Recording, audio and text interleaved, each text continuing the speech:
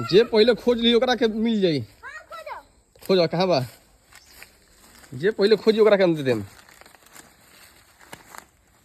जे पहले खोज ली। हाँ केकरा के पहले मिला था देखा था नहीं। चैलेंज बा, चैलेंज बा। निकल गलू जा ना मिल तो लोग निकल गलू जा। रिधि के गोड़े फिर रहे ना देखला ही ध्यान ना दिला ही।